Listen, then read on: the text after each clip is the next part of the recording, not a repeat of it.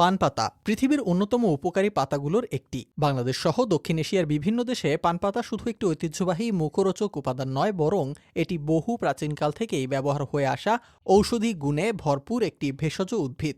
চিকিৎসা কাজে বহু আগে থেকেই যার ব্যবহারের রীতি রয়েছে। পান পাতা হজম শক্তি বাড়াতে কার্যকর। এতে থাকা এনজাইম উদ্দীপক উপাদান খাবার ভেঙে ফেলতে সাহায্য করে এবং গ্যাস্ট্রিক অম্বল বা বদহজম কমাতে ভূমিকা রাখে। অতীতে যখন ওষুধ পাওয়া যেত না, তখন এর নির্যাস খেয়েই অনেকে গ্যাস্ট্রিকের সমস্যা নির্মূল করতেন। অনেক সময় ভারী খাবার খাওয়ার পরে একটু পানের সাথে চুন সুপারি খাওয়ার প্রচলন রয়েছে ঠিক এ কারণেই। পান পাতায় রয়েছে অ্যান্টিব্যাকটেরিয়াল ও অ্যান্টিসেপটিক গুণ, যা মুখগহ্বরকে জীবাণুমুক্ত রাখতে সাহায্য করে। দাঁতের মাড়ি, মুখের ঘা বা দুর্গন্ধ দূর করতে পান পাতা চিবানো বেশ উপকারী বলে গবেষণায় প্রমাণিত।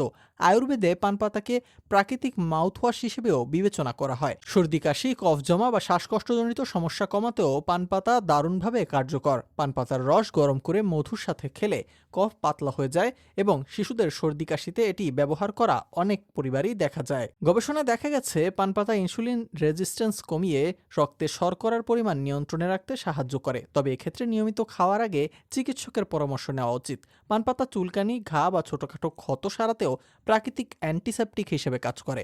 পাতা গরম করে আক্রান্ত স্থানে ব্যবহার করলে আরাম পাওয়া যায়। এর অ্যান্টি ইনফ্লেমেটরি গুণ প্রদাহ কমায় এবং দ্রুত নিরাময় ঘটায়। পান পাতার মধ্যে রয়েছে কিছু প্রাকৃতিক উপাদান যা হালকা রিল্যাক্সেশন বা মানসিক শান্তি আনতে পারে। তবে এ বিষয়ে আরও বৈজ্ঞানিক গবেষণার প্রয়োজন রয়েছে। যদিও পান পাতার নিজস্ব গুণ রয়েছে, তবে এর সঙ্গে যেসব উপকরণ যেমন সুপারি, জর্দা, চুন মেশানো হয় তা অনেক সময় ক্ষতিকর হতে পারে। বিশেষ করে অতিরিক্ত সুপারি ও জর্দা মুখের ক্যান্সারের ঝুঁকি বাড়ায়।